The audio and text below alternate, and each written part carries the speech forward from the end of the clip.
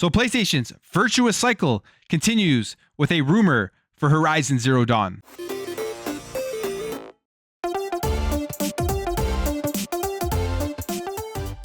Alright guys, before we get into this, my goal is to hit 10k subscribers by the end of the year, and I see a lot of you are new here. If you like daily content, you like these styles of videos, please consider hitting that subscribe button. So this generation in PlayStation and the way that they are releasing their games, their philosophy around putting out new IPs for people to play on their PlayStation 5 has been very interesting. It's quite clear, and Jim Ryan has made it clear, so it's not really to any surprise when they have announcements or rumors come out about new remakes and remasters of games that aren't even that old. They just want to double down on those IPs that they know they can sell at $70, cash in, make a ton of money, and put a lot less effort into bringing these games out. When you think about a brand new game, you think about new ideas, games that we haven't seen before, it takes a lot more time, a lot more development costs and effort to build those games from the ground up.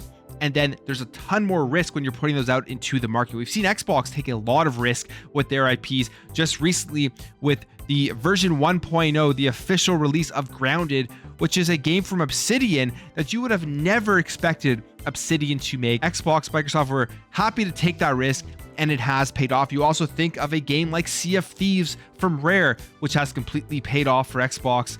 And we're not seeing that same type of creativity. We're not seeing that same type of game releases coming from PlayStation. Instead, they're doubling down with doing things like the Last of Us remake, which I think, in my opinion, is just a massive cash grab that they know their fans are going to run out and spend $70 on. Now we have another piece of news when it comes to a new PlayStation game that is 5 years old, I believe, barely 5 years old, that they seemingly are going to be making a remake and a remaster of, and that is Horizon Zero Dawn. Now this comes via the website mpfirst.com, and they say here that if you thought The Last of Us Part 1 divided players upon whether or not a game needed a remake, prepare yourselves, as it has been revealed to us that PlayStation is now remaking or remastering Horizon Zero Dawn, a game that is only 5 years old and had a sequel released earlier this year. Our sources didn't elaborate whether or not this was a built from the ground up style of remake. However, we were told that the remake features an improved lighting system, ambient occlusion, and such overhauled textures and better animations with new character models to match those found in the sequel Horizon Forbidden West. Now, I've played Horizon Zero Dawn. I've played it on the PlayStation 5. The game looks very, very good on the PlayStation 5. It has a 60 frames per second upgrade, and I don't see in any way that they are going to be able to upgrade Horizon Zero Dawn and sell it for $70 and it be worth money whatsoever and it not be seen completely as a cash grab. But this goes all the way back again to the PlayStation philosophy and Jim Ryan's Virtuous cycle, something he has commented on many, many times, essentially just saying that they want to double down on those IPs that they know people are going to sell. They don't want to take the risk of making something new that may not do as well as a Last of Us remake. And PlayStation right now, I think what is going on is they can't afford to take that risk with what is going on in the industry. They were so dominant for so many years with the PlayStation 4 and even the PlayStation 2, less so with the PlayStation 3, but they were extremely, extremely dominant that they didn't have to worry about a lot of stuff going on within the industry. Then they decided to sit back and just rest on their laurels for the PS5, thinking that things were going to be the same, not expecting Xbox to do what they're doing, not expecting companies like Tencent to be really starting to take over, not expecting all of these other massive companies to get into the gaming industry and provide more value and better options than the PlayStation option. And they can't take that risk of releasing something brand new, going into the back catalog of IPs with games that people want. Games like Sly Cooper, games like SOCOM, games like Resistance, and so many other great back catalog PlayStation IPs. They can't take that risk of putting those games out there and potentially failing, especially if you've been keeping an eye on the Sony stock. It has been dropping greatly over the last year. They got to cash in on making sure that they are putting out games that are going to make them a lot of money so that they can continue to make investors happy going forward. Specifically, Jim Ryan, when asked about the PlayStation Plus offerings and putting first-party games into the new PlayStation Plus subscriptions, he says here, "We feel like we are in a good virtuous cycle with the studios. where the investments deliver success, which enables yet more investment, which delivers yet more success. We like that cycle, and we think our games like that cycle.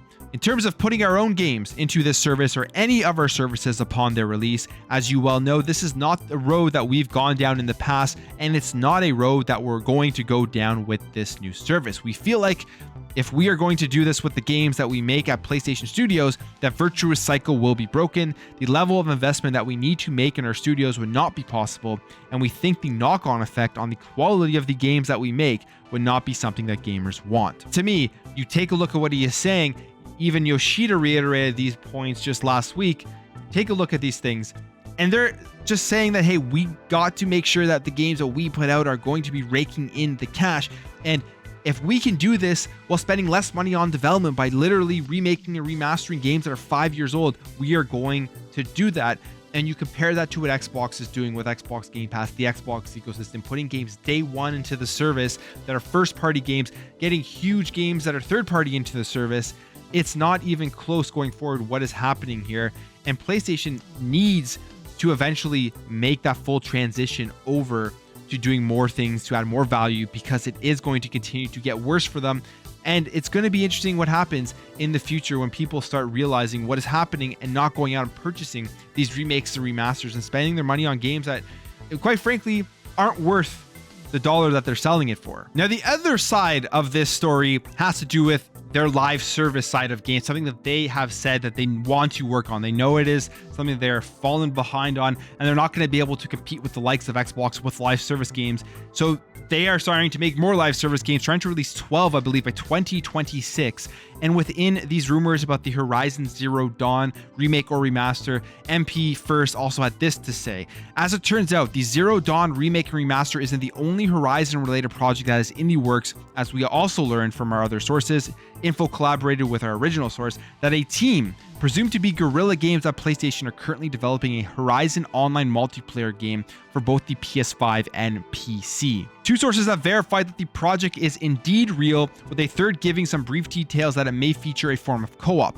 Customization is said to be around the different tribes established in the Horizon franchise. However, we have not been able to verify either that, nor the details on whether or not the online would feature any sort of co-op or PvP. So what I think they're doing here, when you sit back and really think about this with putting out remakes and remasters of these older games that they know are going to sell, is they're trying to get the community hyped up for these live service games that they are eventually going to release. We heard the same thing about The Last of Us remake when they came out and made that announcement. That's kind of like the side announcement to the apparently too ambitious online multiplayer game that Naughty Dog is going to be releasing for The Last of Us, a part of the game that was supposed to be added on to The Last of Us Part 2. Now they're going to be releasing it as a standalone multiplayer game, and you're seeing they're doing the exact same thing here with Horizon if these rumors are true. So I don't know about you, but I'm not a fan of this. I'm not a fan of this virtuous cycle of continuously releasing remakes and remasters of games that aren't even that old, that the benefit of getting a slight upgrade in the graphics isn't really going to improve your experience with the game.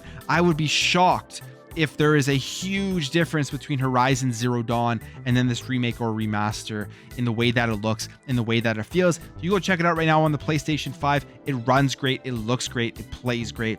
I don't know how they're going to improve on this and make it that much better and then charge $70 if they go with that price tag. But that's it from you guys. Let me know your thoughts on PlayStation's Virtuous Cycle and these Horizon Zero Dawn rumors. If you enjoyed this video, make sure to hit that thumbs up button. If you're new here, you liked what you saw, please consider hitting that subscribe button. Thank you all for watching. Thank you for your support, and I'll catch you in the next video.